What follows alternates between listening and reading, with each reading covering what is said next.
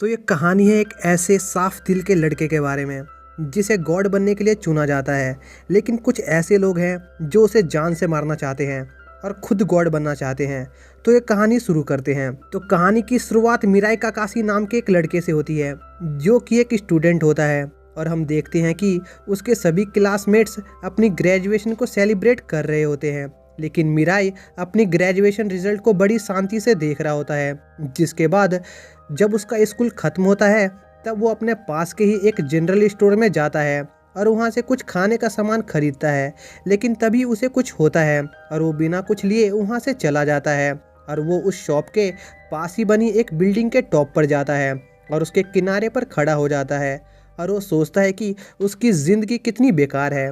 वो अपनी ज़िंदगी में बस थोड़ी सी खुशियाँ चाहता था। यह सोचने के बाद वो उस बिल्डिंग से जंप कर देता है, लेकिन तभी एक एंजल आता है जो उसे बचा लेता है। और उस एंजल का नाम नैश होता है।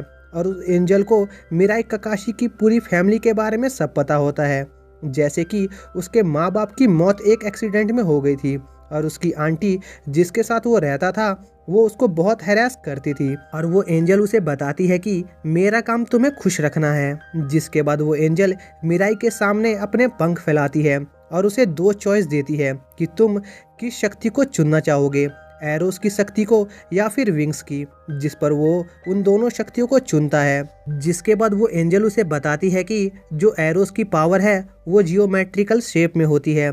उसका इस्तेमाल करने पर टारगेट को कास्टर से प्यार हो जाता है। और उसकी दूसरी पावर होती है जिसमें उसके पंख निकल आते हैं और उसको लड़ने की पावर मिलती है। जिसके बाद मिराई अपनी पावर को यूज़ करके बहुत खुश होता है।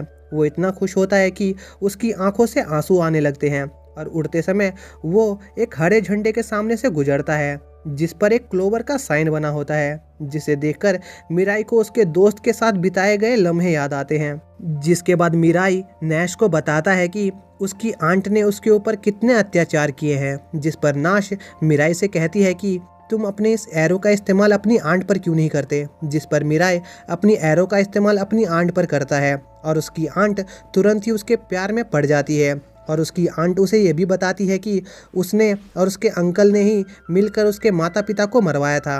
और तभी उसके अंकल वहाँ पर आ जाते हैं और उसके अंकल और आंटी में इस बात को लेकर बहस हो जाती है। और यह जानकर मिराई को बहुत ज़्यादा गुस्सा आ रहा होता है और वो ज़ोर से कहता है कि मेरे माता पिता को नहीं बल्कि आप दोनों को उनकी जगह मर जाना चाहिए था। तभी उसकी आंट मिराई का ऑर्डर मानकर खुद को जान से मार लेती है, जिसे देखकर मिराई वहाँ से भाग जाता है और पास के एक होटल में चला जाता है। और वहाँ पर वो 3 दिन तक रुका रहता है और एक कोने में बैठा रहता है और किसी से बात भी नहीं करता है। जिस पर नैश मिराई से कहता है कि तुम अपनी पावर का यूज़ क्यों नहीं कर रहे हो। जिस पर मिराई एंजल से कहता है कि मैं अपनी शक्तियों का इस्तेमाल करके खुशियाँ नहीं पाना चाहता, मैं अपनी असली खुशियाँ पाना चाहता हूँ। तभी एंजल मिराई को एक वाइट एरो की पावर दिखाती है जिससे वह किसी को भी मार सकता है। लेकिन यह सुनकर मिराई को जरा सी भी खुशी नहीं होती है क्योंकि वह किसी को मारना नहीं चाहता था। जिसके बाद एंजल उसे बताती है कि उसे कभी न कभी इस एरो का इस्तेमाल करना ही पड़ेगा क्योंकि वह एक कंपटीशन का पार्ट है जिसमें 13 और लोग शामिल हैं और उन सभी के पास अपने अपने एंजल्स हैं। और ये कंपटीशन इसलिए रखा गया है ताकि उन 13 लोगों में से सबसे बेस्ट कैंडिडेट को नया गॉड चुना जा सके। तभी हमें एक पार्किंग का सीन दिखाते हैं जहां पर एक गॉड कैंडिडेट को एक आर्मर वाला गॉड कैंडिडेट जान से मार देता है। और हम देखते हैं कि उस आर्मर वाले कैंडिडेट ने अपनी वाइट एरो का इस्तेमाल करके दूसरे कैंडिडेट को मार दिया है। इसके बाद हमें एक अलग डायमेंशन का सीन दिखाते हैं जहां पर गॉड अपने सभी एंजल से कहता है कि तुम लोगों को 999 दिनों के अंदर मेरा उत्तराधिकारी ढूंढना होगा। वो गॉड अपने एंजल से कहता है कि वो बहुत सालों से इंसानियत की मदद करते हुए आया है, लेकिन अब उसका समय पूरा हो गया है। और उसी समय मिराई का एंजल उसे गॉड के बारे में सब कुछ बताती है और कहती है कि अगर तुम गॉड बन गए तो तुम्हें दुनिया की सारी खुशियाँ मिल जाएगी। लेकिन मिराई गॉड बनने से मना कर देता है, लेकिन तभी वो कुछ सोचता है और मान जाता है क्योंकि गॉड बनने के बाद वो अपने अंकल को सजा दे पाएगा। तभी उन लोगों को उनके टीवी पर एक और गॉड कैंडिडेट दिखता है जो बहुत सारी लड़कियों के साथ होता है। यह देखकर मिराई को बहुत घिनौना लग रहा होता है क्योंकि उसे समझ में आ जाता है कि वो सारी लड़कियां जरूर उस लव एरो की वजह से उस कैंडिडेट के काबू में हैं। जिसके बाद वो एंजल मिराई को उनकी पावर के बारे में बताती है कि जैसे कि उनके पास जो विंग्स है वो एरो को डॉज करने के लिए दिए गए हैं, और जो लव एरो है उसका असर सिर्फ 33 दिनों तक रहता है, और रेड एरो एक आदमी पर सिर्फ एक बार ही काम करता है। और मिराई ने टीवी पर जिस आदमी को देखा होता है उस आदमी को आर्मर वाले कैंडिडेट ने मार दिया होता है। और जब मिराई स्कूल से घर वापस जा रहा होता है तब वो अपने फ़ोन पर उस टीवी वाले आदमी की मर्डर की न्यूज़ पढ़ता है। यह देखकर वो थोड़ा घबरा जाता है, जिस पर वो एंजल उसे शांत रहने को कहती है। और जब मिराई घर जा रहा होता है तब वो टेलीविज़न पर एक बैंक रॉबरी की न्यूज़ देखता है, जहां पर उन बैंक रॉबर्स ने उस बैंक में कुछ लोगों को हॉस्टेज बनाकर रखा होता है। तभी वहां पर आर्मर वाला गॉड कैंडिडेट आ जाता है, और मिराई उसे देखकर समझ जाता है कि यह बंदा भी एक गॉड कैंडिडेट है। और जो लोग टेलीविज़न देख रहे होते हैं वो उस आर्मर वाले बंदे को देखकर समझ जाते हैं कि असल में ये मेट्रोपोली मैन है, जो कि एक शो में कैरेक्टर होता है। तो अब से हम इसे मेट्रोपोली मैन ही कहेंगे। जिसके बाद मेट्रोपोली मैन अपने रेड एरो से सभी पुलिस वालों और रॉबर्स पर शूट करता है ताकि वो उसकी बात माने, लेकिन एक रॉबर उसके रेड एरो को डॉज कर लेता है और उस पर गोलियों से फायर करता है। यह देखकर मेट्रोपोली मैन को बहुत गुस्सा आता है और वो अपने वाइट एरो का इस्तेमाल करके उस आदमी को मार देता है। यह देखकर मिराई बहुत ज़्यादा डर जाता है और मिराई और नैस वहाँ से निकल जाते हैं। और इस घटना के बाद मेट्रोपोली मैन को पब्लिक का हीरो मान लिया जाता है। जिसके बाद हम मिराई का सीन देखते हैं, जो अपने होटल में चला आया होता है और नैस से कहता है कि तुम मेरी पावर ले लो और मुझे अकेला छोड़ दो। जिस पर नैस उसे बताती है कि अगर वो उससे उसके विंग्स और एरोज वापस ले लेगी तो वो मर जाएगा। और नैस उसको एंजल की रैंकिंग के बारे में बताती है कि उनकी रैंकिंग बढ़ भी सकती है, लेकिन मिराई मेट्रोपोली मैन से बहुत ज़्यादा डरा हुआ था। जिस पर नैस उसे हौसला देती है और कल उसे स्कूल की सेरेमनी में जाने को कहती है। और अगली सुबह मिराई स्कूल जाने के लिए तैयार हो जाता है। तभी नैस मिराई की स्कूल लाइफ और उसके क्रश के ऊपर उसका मजाक उड़ाती है और उसे कहती है कि तुम कभी भी अपनी क्रश पर लव एरो का इस्तेमाल नहीं करोगे, है ना। जिसके बाद मिराई स्कूल जा रहा होता है, लेकिन तभी उसे उसके स्कूल के रास्ते में एक एंजल दिखाई देता है, जिसे देखकर मिराई बहुत ज़्यादा घबरा जाता है और उसे लगता है कि यह एंजल मेट्रोपोली मैन का एंजल है, लेकिन असल में वो उसकी क्रश साकी का एंजल होता है। तभी साकी मिराई को पीछे से रेड एरो से शूट कर देती है और मिराई देखता है कि उसे साकी ने शूट किया है। जिसके बाद उसे पता चलता है कि साकी भी उसे पसंद करती है और वो भी अपना लव उससे कन्फेस कर लेता है। जिसके बाद वो दोनों अपने अपने एंजल्स के बारे में बात करते हैं और साकी मिराई को बताती है कि उसके पास सिर्फ रेड एरो है क्योंकि उसका एंजल लो रैंक का है। जिस पर मिराई साकी को प्रोटेक्ट करने का प्रॉमिस करता है क्योंकि उसके पास दूसरे गॉड कैंडिडेट से लड़ने का कोई तरीका नहीं होता है, और वो दोनों एक डील कर लेते हैं। जिसके बाद मिराई के ऊपर से साकी के रेड एरो का इफेक्ट खत्म हो जाता है, लेकिन तब भी वो दोनों साथ में काम करने का फैसला करते हैं और सब कुछ बढ़िया चल रहा होता है। तभी मेट्रोपोली मैन टेलीविज़न पर सबको ये बताता है कि वो एक गॉड कैंडिडेट है और वो एक बेसबॉल कंपटीशन का अनाउंस करता है, जिसमें वो सभी गॉड कैंडिडेट को इनवाइट करता है ताकि वो सब आपस में डिस्कस करके एक नया गॉड चुन सके। लेकिन उसका असली मकसद इससे बहुत ज़्यादा खतरनाक था और वो सभी गॉड कैंडिडेट को एक जगह लाना चाहता था। जिसके बाद मिराई और साकी उस स्टेडियम पर जाते हैं जहां पर बहुत सारे लोग गॉड कैंडिडेट को देखने आए होते हैं, लेकिन मिराई और साकी लोगों के भीड़ में छुपे रहते हैं। तभी वहां पर दो गॉड कैंडिडेट आते हैं जो मेट्रोपोली ब्लू और मेट्रोपोली येलो मैन होते हैं। असल में ये दोनों साधारण लोग ही थे जब तक वो लोग अपने अपने एंजल से नहीं मिले थे, और वो दोनों मेट्रोपोली मैन से बात करना चाहते थे। तभी उस भीड़ में से एक लड़की भी सामने आती है जो कि एक गॉड कैंडिडेट होती है, और यही वो समय होता है जब मेट्रोपोली मैन अपनी साजिश को अंजाम देता है और मेट्रोपोली ब्लू और येलो को मार देता है और धीरे धीरे उस लड़की गॉड कैंडिडेट को मारने लगता है। यह सब देखकर मिराई बहुत ज़्यादा डर जाता है और पब्लिक के बीच में ही छुपा रहता है, लेकिन साकी से ये सब देखा नहीं जाता, इसलिए वह जोर से चिल्लाती है। इसलिए मिराई ग्राउंड में जाने लगता है, जिस पर उसकी एंजल मिराई से कहती है कि वो मेट्रोपोली मैन से लड़ने के लिए अभी बहुत कमज़ोर है, और वो खुद जाकर मेट्रोपोली मैन से बात करने लगती है। पर मेट्रोपोली मैन उसकी एक नहीं सुनता है और उस लड़की को शूट करके मार देता है और वहाँ से चला जाता है। यह देखकर मिराई और साकी काफ़ी दुखी होते हैं और वापस अपने घर चले जाते हैं। जिसके बाद मिराई उस लड़की को न बचा पाने पर खुद को कोस रहा होता है। तभी उसके घर की खिड़की पर एक आदमी आता है जो कि एक और गॉड कैंडिडेट होता है। उसका नाम नाव होता है और वो मीराई को बताता है कि उसे कैंसर है और वो जल्दी मरने वाला है और वो भी एक गॉड कैंडिडेट है। और वो उसे बताता है कि उसके पास ये शक्तियाँ काफ़ी लंबे समय से है और उसने अपनी शक्तियों का इस्तेमाल काफ़ी सारा पैसा कमाने के लिए किया है। और वो मीराई को ढूंढने में इसलिए कामयाब हो गया क्योंकि उसने अपनी शक्तियों का इस्तेमाल कुछ डिटेक्टिव के ऊपर किया था जो उसके लिए गॉड कैंडिडेट को ढूंढ सके। और इसी दौरान हम देखते हैं कि मेट्रोपोलीमैन जितने गॉड कैंडिडेट को मारता जा रहा था वो उतना ही ज़्यादा शक्तिशाली होता जा रहा था और उसके एंजल की रैंक भी उसी हिसाब से बढ़ रही थी। जिसके बाद नाव मीराई और साकी से कहता है कि उन्हें एक टीम बनाकर मेट्रोपोलीमैन को जल्दी से जल्दी हराना होगा। तभी हमें कीरा का सीन दिखाते हैं जो कि एक सीरियल किलर होती है और मेट्रोपोलीमैन उसे एरो और विंग्स की पावर देता है ताकि वह कैद से भाग सके। और मेट्रोपोलीमैन कीरा का इस्तेमाल एक जाल की तरह करना चाहता था दूसरे गॉड कैंडिडेट को फंसाने के लिए। इसी दौरान नाव मीराई और साकी के लिए हाईटेक सूट लाता है जिससे वह मेट्रोपोलीमैन से लड़ सके और नाव खुद एक हैवी सूट पहनता है और मीराई को एक रेड हाईटेक सूट देता है और साकी को एक येलो।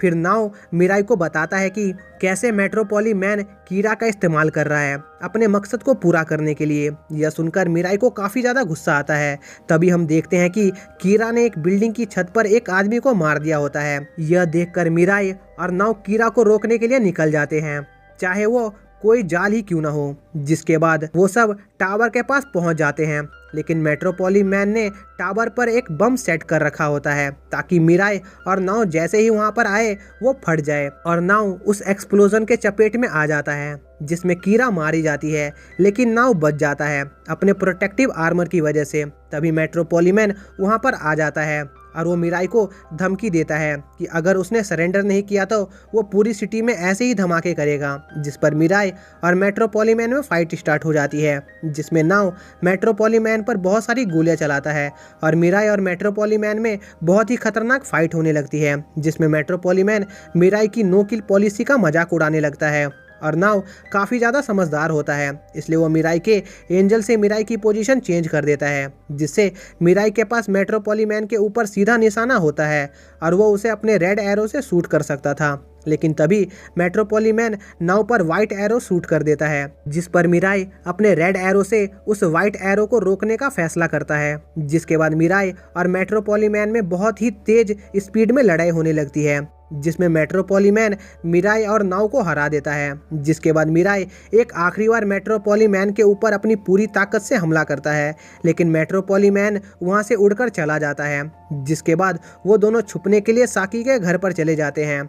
वो दोनों जिंदा तो बच गए होते हैं लेकिन उन्होंने कुछ हासिल नहीं किया होता है लेकिन इससे मेट्रोपोलीमैन और भी ज़्यादा शक्तिशाली हो गया होता है। इस सब से मीराई पूरी तरह से टूट जाता है और सोचता है कि उसके पेरेंट्स जिस तरह से मारे गए अब उसे वैसी ही हिंसा करनी पड़ रही है और उसे इस बैटल रॉयल से बहुत ज़्यादा नफरत होने लगती है। तभी वहाँ पर नैस आती है जो मीराई को सहारा देती है और कहती है कि तुम चिंता मत करो इससे तुम्हें ज़रूर कुछ ना कुछ हासिल होगा। जिस पर मीराई थोड़ा सा शांत होता है। इसके बाद नाव नए प्लान की तैयारी करने लगता है लेकिन तभी साकी सभी को शांत रहने को कहती है क्योंकि वो मीराई का दुख नहीं देख पा रही होती है और इस बात से वो काफ़ी नाराज़ होती है क्योंकि वो उस लड़ाई में उनकी कोई मदद नहीं कर पा रही होती है। जिसके बाद हम देखते हैं कि मीराई और साकी अपने रिलेशन को धीरे धीरे ठीक कर रहे होते हैं और साकी अपने बचपन की हरकतों से काफ़ी शर्मिंदा थी क्योंकि वो बचपन में मीराई को बुली किया करती थी। वो खुद से बहुत ज़्यादा दुखी होती है क्योंकि उसने मीराई को उसे मारने तक के लिए कह दिया होता है।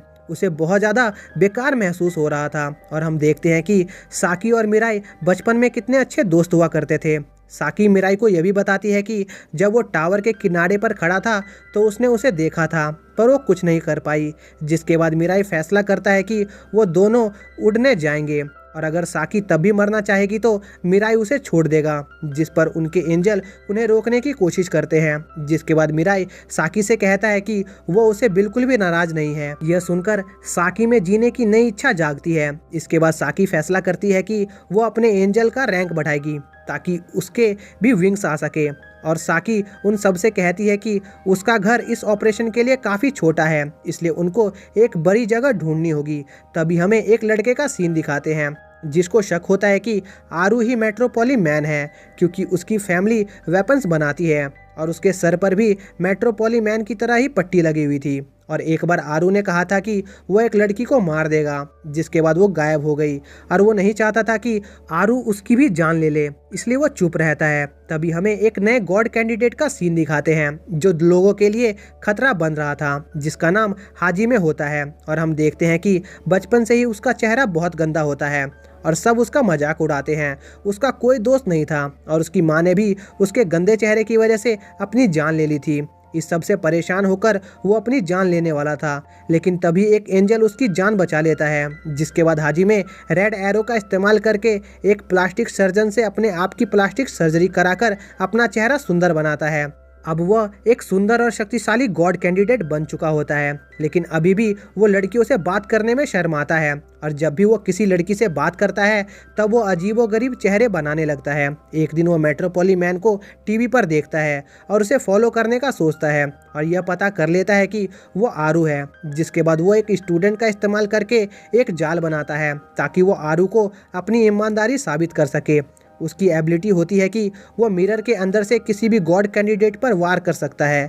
यह देखकर आरू हाजिमे को अपने साथ ज्वाइन कर लेता है और उसके साथ मिलकर मिराई और बाकियों के लिए एक जाल तैयार करता है, जिसके बाद हाजिमे और आरू अम्यूजमेंट पार्क में एक मिरर हाउस बनाते हैं। जिसके बाद हाजिमे नाव की फैमिली का पता लगा लेता है और उन्हें उस मिरर हाउस में कैद कर देता है। यह जानने के बाद नाव बिना कुछ सोचे समझे उस पार्क की तरफ जाने लगता है, जिस पर मिराई भी उसके पीछे जाता है। वो दोनों उस ट्रैप पर पहुंचते हैं और नाव की फैमिली को लेकर वहां से निकलने की कोशिश करते हैं, पर वो उस मिरर से बाहर निकल नहीं पा रहे होते हैं और हाजिमे उन पर नजर रख रहा होता है। तब तक आरू आराम करके अपनी पावर रीगेन कर रहा होता है। तभी हम साकी का सीन देखते हैं, जो मिराई और नाव की मदद करने नहीं जा सकती थी क्योंकि उसके पास विंग्स नहीं थे। यह देखकर उसका एंजल विजडम को अब्सॉर्ब करने लगता है ताकि वो अपनी रैंक बढ़ा सके, लेकिन वो ऐसा ज़्यादा देर तक नहीं कर पाता है और कमज़ोर होने लगता है।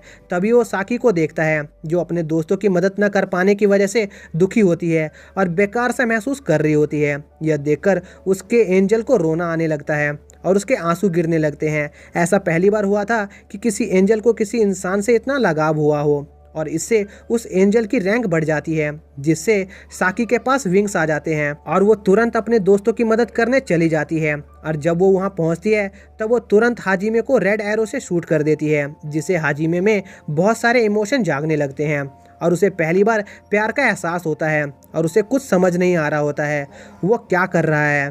तभी वो देखता है कि नाव अपने परिवार की कितनी परवाह करता है। यह देखकर हाजिमे मेट्रोपोली मैन का साथ छोड़ देता है और साकी की साइड हो जाता है, जिसके बाद हाजिमे उस मिरर को तोड़ देता है ताकि मिराई और नाव वहां से बाहर आ सके। तभी वहां पर मेट्रोपोली मैन अपने कुछ साथियों के साथ आ जाता है। उसकी टीम में एक कैंडिडेट होती है जो कि एक साइंटिस्ट होती है और उसने एक ऐसा वायरस बनाया होता है जिसके अगर कोई कांटेक्ट में आता है तो तुरंत ही उसकी मौत हो जाती है। और वो मिराई और उसके साथियों को धमकी देती है कि अगर उन्होंने सरेंडर नहीं किया तो वो इस वायरस को पूरे शहर में फैला देगी, इसलिए उनमें से किसी को ये वायरस अपने अंदर इंजेक्ट करवाना होगा। जिस पर आरू डिसाइड करता है कि मिराई को ये इंजेक्शन लेना होगा। साकी और नाव ऐसा नहीं होने देना चाह रहे होते हैं, पर मिराई उनसे कहता है कि वो नहीं चाहता कि उसकी वजह से मासूम लोगों की जान जाए और वो उन लोगों की बात मान लेता है और धीरे धीरे उड़कर उनकी ओर जाने लगता है ताकि वो उसे उस वायरस से इंजेक्ट कर सके। और जैसे ही मिराई को वो इंजेक्शन लगने ही वाला होता है